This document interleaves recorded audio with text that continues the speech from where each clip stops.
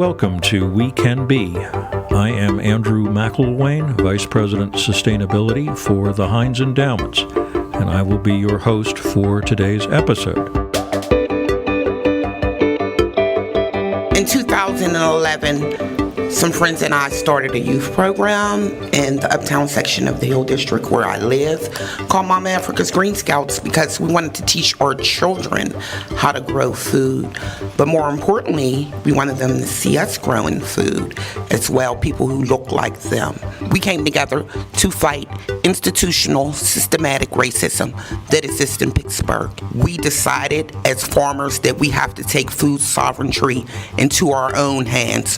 It's really up to us to sustain our community and be responsible for it. Thank you. Our guest is a thoughtful and accomplished leader who I am proud to have as a colleague. She is Requie Bey, the founder and executive director of Black Urban Gardeners and Farmers of Pittsburgh, a collective of black men and women who address the food desert challenges that persist in too many of our neighborhoods. This Homewood-based organization also educates community members about the holistic benefits of urban gardening and farming, and has gained national attention for their work in media outlets, including Good Morning America and the Environmental Health News. Recently, they also generated headlines for the recognition that alt-rock stars Rage Against the Machine gave them during their current world tour. As if that doesn't make Requie enough of a rock star, she also founded and leads Mama Africa's Green Scouts, a grassroots organization that works with youth to encourage awareness of green education, environmental sustainability, and social justice. So, Requie Bey, welcome to We Can Be. Thank you. Thank you, Andrew. So, a little bit of perspective on the work you do for our community.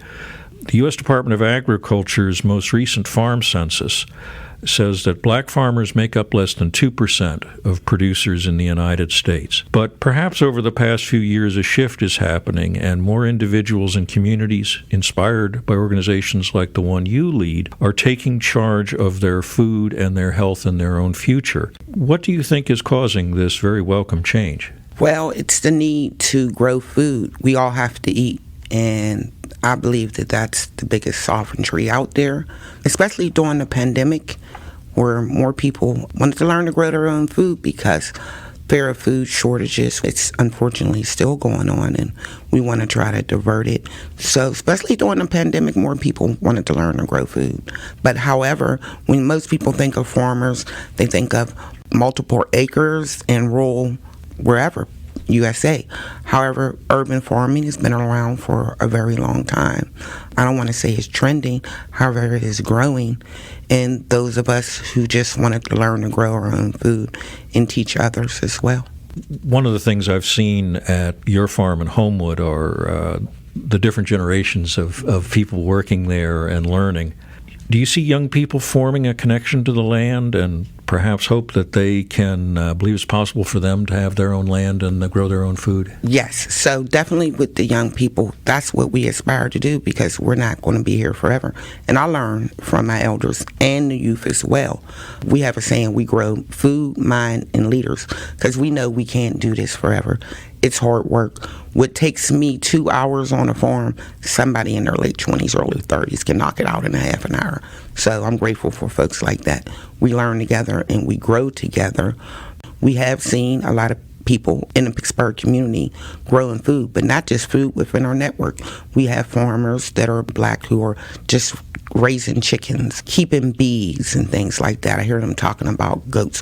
One of our members, he started an orchard park in Homewood, which we're excited about. And, you know, they come to us for advice. We go to them for advice as well. The organization that you founded and lead, Black Urban Gardeners and Farmers of Pittsburgh, was in the news recently, as I mentioned, when the alt-rock band Rage Against the Machine was here and announced donations to Bugs and to the Abolitionist Law Center.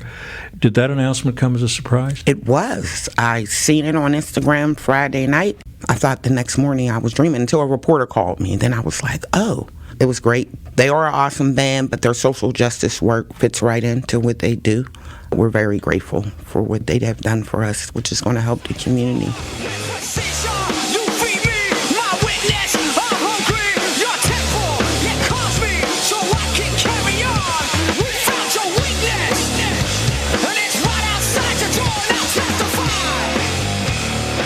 For those who may have heard of Bugs for the first time because of the concert here in Pittsburgh, how would you describe the work that your organization does to those new people paying attention to you for the first time? Once again, we grow food, mind, and leaders, but like you said, we're a collective group of black growers who came together to work together and fight challenges because of our disparities. But we're also a teaching forum. We teach anyone. We have educational events on our forum. This season, we're doing beekeeping classes and chicken classes as well, and anyone is welcome. We started this because we knew there was a need in the community, and we did it in Homewood because Homewood is a food apartheid area. It hasn't been a grocery store since 1994, and we knew we needed a farm, farmers market, and a grocery store. And we have a farm, 31,000 square feet, the Homewood Historical Farm. We have a hoop house where we grow food all year, about 10 raised beds, 12 beehives, about 15 fruit trees, and we grow food for the farmers market, which we do in collective. We founded the Homewood Food Access Working Group that came out of the Homewood Collaborative Plan. So gardens and farms in Homewood, we can unite to make food access easier in Homewood. So collectively, we do a farmers market every Saturday, 10 to 2. We change locations, and we work together for food access. And we give a lot of food away to residents on the block as well. So that's it in a nutshell. Raquib Bey is the founder of Pittsburgh's Black Urban Gardeners and Farmers.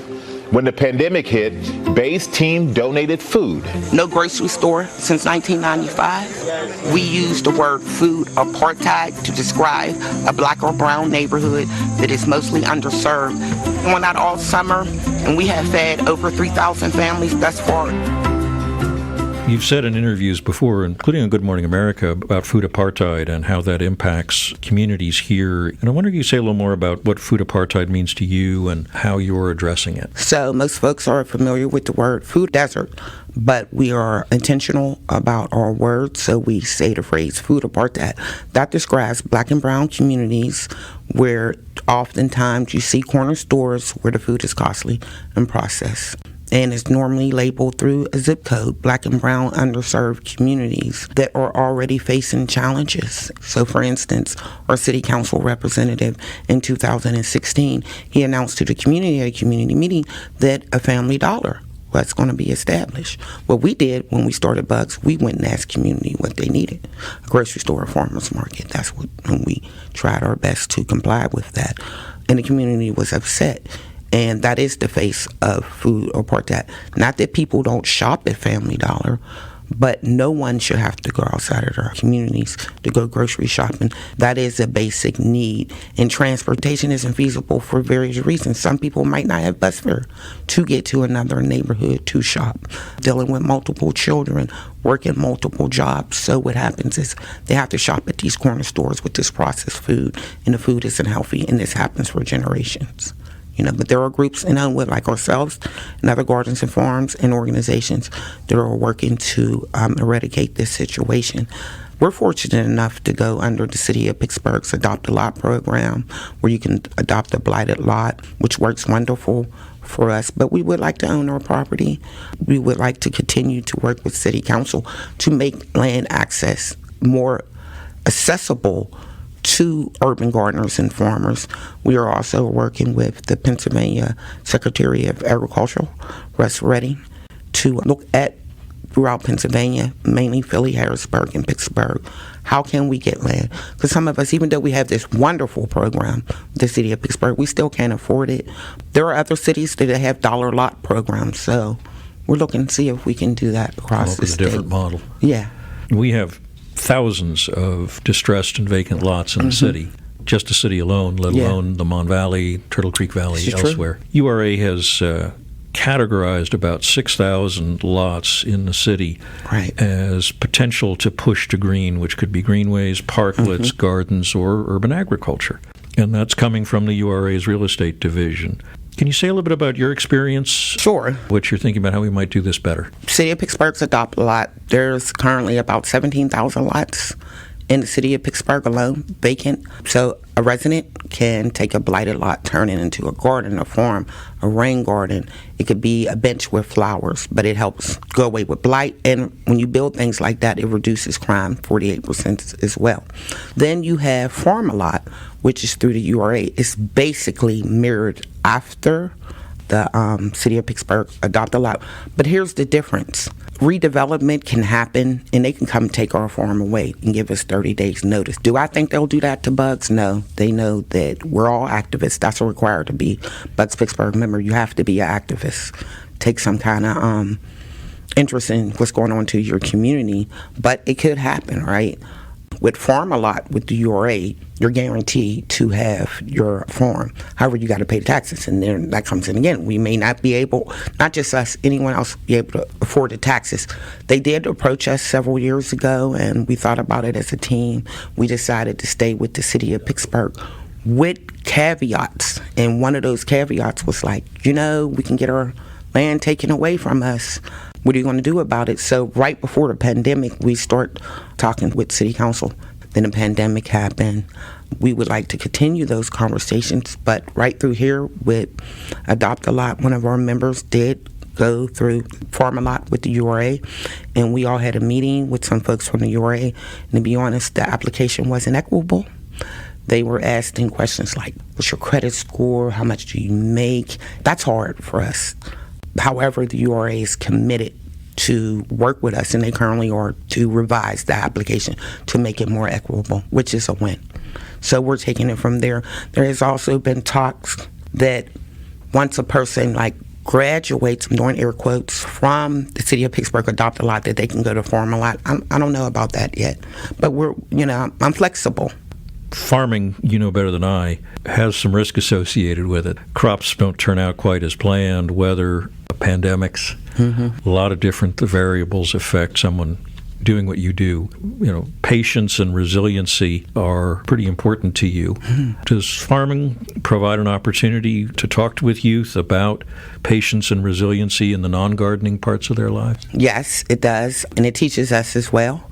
This season, for instance, the deer and the groundhogs have gotten more produce than we have.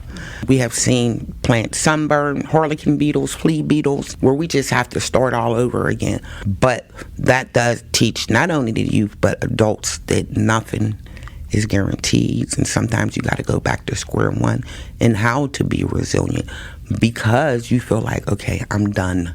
Deer, you win. Right? But we know this is important work, and we know the food is needed because we sell the food at low cost, but we give a lot of food away. So we just keep on.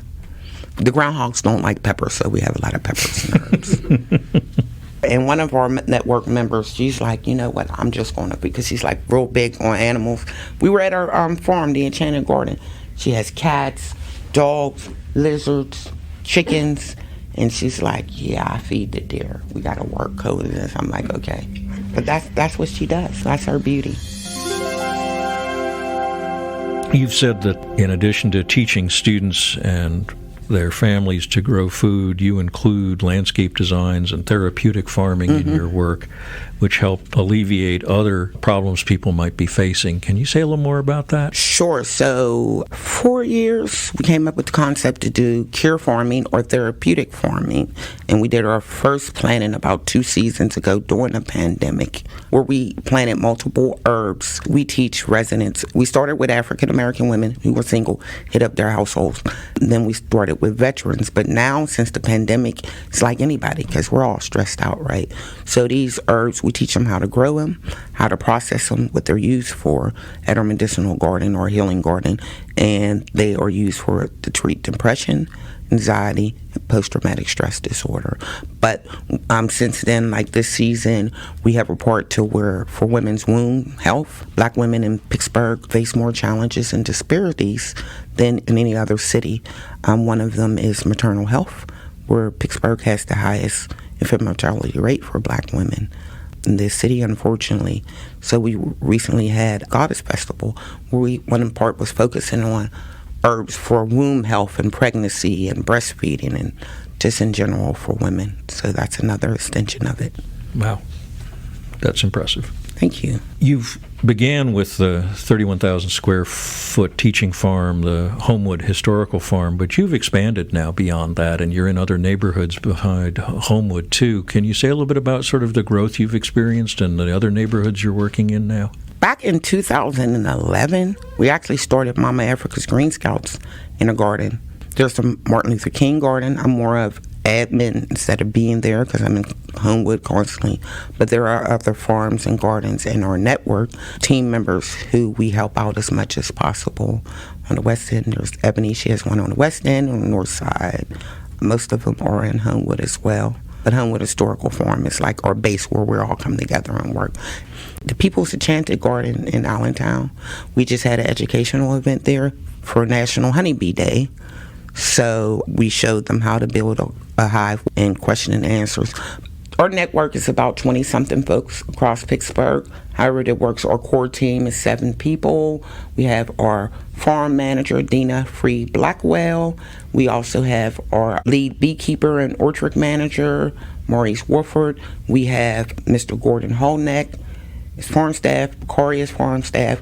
We have Chef Los as well. And 2 of my daughters, Essence and Umdiah House, they help us out. But we have volunteers that come on a regular basis. We have volunteers every Saturday, 10 o'clock to 12 o'clock. We harvest several times during the year, and we're getting ready to plant for fall and winter crops right now. It would be remiss of me if I didn't mention the grocery store that we're open, a cooperative model. We have an advisory panel of about 22 people made up of Homewood residents, retail grocery store experience, and it's going to be called Freedom Foods at the House of Manna, who our farm manager Dina Free Blackwell owns. We're starting membership next month, but we break ground on November 1st, and we will be opening up in the spring of 2023. We're excited about that. It's been a long time. Your background, though, was originally in finance and banking. Yes. And urban gardening was your hobby and It was. something you enjoyed doing. Then you and some of your friends got together to teach gardening to your children. Words quickly spread among the neighbors, didn't it? Yeah, it did. The children wanted to come and help, and it was a lot of them. When we first started, it was 12 of us, and between of us, we had 17 children. So that next season, the children in the community wanted to help. There was a lot of them. Not that we couldn't handle the children. We have children, and some were even teachers and educators. But we wanted their families to learn well, this knowledge as well. And the children do teach them. So that's how we got started. And then after that, I already had a background in housing and anti-gentrification activism. So I started getting invited, to meetings and things like that. And it led on to a full career, and I love it. Occasionally, people ask me about taxes and things like that. Sure. But I'm done with that. Yeah, I'm looking for someone to do my taxes, actually. Raquib, you've said you have, and I quote, 6 phenomenal kids. I do. Did they eat their vegetables? Yes, they do. And funny thing about that, all of them grow food to a capacity. The 2 youngest, who are 10 and 12, been doing it practically all their life, right? But when my 12-year-old Oba was around 3, we grew our own broccoli. So that's how he started liking broccoli. And I remember my oldest daughter was making something. She put cheese in it. And he was like, no. He was about 4. You don't put cheese in broccoli. So my 10-year-old, I want to say when she was about 7, let's experiment with some asparagus. And she loves asparagus. No, I'm sorry. Let me start over. It wasn't asparagus. It was Brussels sprouts at 7. How many children? Or she might have been younger. I still don't eat them. See, you don't. and I was like, oh, but the way they grow in clusters and they're real pretty. So she was one of them little 6-7-year-old girls who just love Brussels sprouts, which is awesome. So we learned that children, when they grow their own food, they're going to eat it more. But yeah, all my children eat their vegetables. I really don't have that problem. Thank goodness. Yeah. You've talked about the need to pass on fraying generational knowledge of how to garden, and that's one of the reasons you took action and became a leader in this space. And you're growing foods with historical significance to the black community in Pittsburgh. Could you say a little more about that? Collard greens, okra, tomatoes, those are the main ones. Different lettuces. Not that our people can't experience other foods to grow. I try to grow something new every year. There are other things, and we have honey in Homewood. I would say we have the best honey in the region. However, culturally appropriate foods are important in our community because what we've seen is people coming outside of our community. And I've experienced this working at other farms where we would have farm stand and it was like all this kale. Not that people in Homewood and the Hill District don't eat kale, but they would say, I prefer collards or mustard greens. So you have to listen to the people. When you have all these kale and it's not selling like you think it would. Yeah, we eat squash too and zucchini, but these are what we prefer. That's important in our community. I personally like mixed greens and things like that and edibles, but everyone doesn't. Some people just prefer lettuce. And are you finding people reconnecting to sort of the history of food and that too, which is important in our team? And sometimes because of living in food or apartheid areas, you have people just shopping at corner stores. Yeah. And this happens for generations. They may not know how to prepare certain food, even if it's culturally relevant to us, or these food just might be, let's take greens, they just might be prepared during holidays for tradition, which is fine, but there are families that eat them every week or every day. So we have found ourselves teaching people how to prepare the foods as well. so you do cooking classes? And Well, when we would do our free farmers market, we would have chef demos and things like that and recipe cards to go with that. That's important. Because once again, that's how food apartheid look. You're just going to go get something frozen and putting it in when here's something fresh. And we would get pulled back about growing your own food and things like that, but that's what happens in food apartheid neighborhoods for generations. I've always wondered if you could have a meal based on the things you grow in your garden from one of the world's top chefs, what would you want them to make for you? Greens gumbo. Greens, tomatoes, and okra. Really, for real. Maybe with some onions. I would like that. That would be great. Sounds delicious. Yeah, you have a chef in mind, Andrew. Okay. This podcast is called We Can Be. When you think of our community or our country or our world, what do you think we can be? I think we can be resilient. I think we can be peaceful. And I also think that we can be equitable if we just listen to one another. And I think we can be teachers to each other, young and old. I learned from my elders and the youth as well. They teach me a lot. I think at the end of the day, we can be community orientated to do what we got to do, not just for our communities, but others as well.